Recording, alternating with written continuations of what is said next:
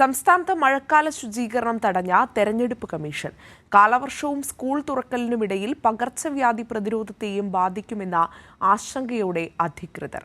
തെരഞ്ഞെടുപ്പ് കമ്മീഷൻ നടപടി കാരണം മന്ത്രിമാരുടെ നേതൃത്വത്തിൽ ഉദ്യോഗസ്ഥ യോഗങ്ങൾ ചേരാനും ആകുന്നില്ല.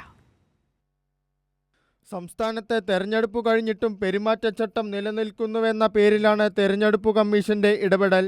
ഇതുകാരണം ജനങ്ങളെ ബാധിക്കുന്ന അടിയന്തര കാര്യങ്ങളിൽ പോലും സർക്കാരിന് ഇടപെടാനാകാത്ത അവസ്ഥ. സംസ്ഥാനത്തെ കാലവർഷപൂർവ്വ ശുചീകരണ പ്രവർത്തനവും ഇതുകാരണം പ്രതിസന്ധിയിലായി. ശുചീകരണവുമായി ബന്ധപ്പെട്ട യോഗങ്ങളിൽ ജില്ലാ ചുമതലയുള്ള മന്ത്രിമാരോ രാഷ്ട്രീയ നേതാക്കളോ പങ്കെടുക്കരുതെന്നാണ് നിർദ്ദേശം. ജില്ലാ തെരഞ്ഞെടുപ്പ് ഓഫീസർമാരായ കളക്ടർമാർ ഇക്കാര്യം ഉറപ്പുവരുത്തണമെന്നും ആവശ്യപ്പെട്ടിട്ടുണ്ട്. സംസ്ഥാനത്ത് കനത്ത വേനൽ മഴ തുടരുകയും കാലവർഷം പടിവാതിലിൽ നിൽക്കുകയും ചെയ്യുന്ന സാഹചര്യത്തിൽ മന്ത്രിമാർ നേരിട്ട് പലയിടത്തും യോഗം നിശ്ചയിച്ചു. പക്ഷേ യോഗം ചേരാൻ പാടില്ലെന്ന നിർദ്ദേശം തെരഞ്ഞെടുപ്പ് കമ്മീഷനിൽ നിന്ന് എത്തി.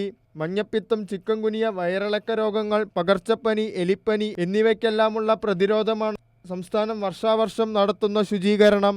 ഇതിലൊന്നും ആരോഗ്യമന്ത്രി അടക്കമുള്ളവർ ഇടപെടാനാകില്ലെന്നാണ് തെരഞ്ഞെടുപ്പ് കമ്മീഷന്റെ നിർദ്ദേശം വ്യക്തമാക്കുന്നത്.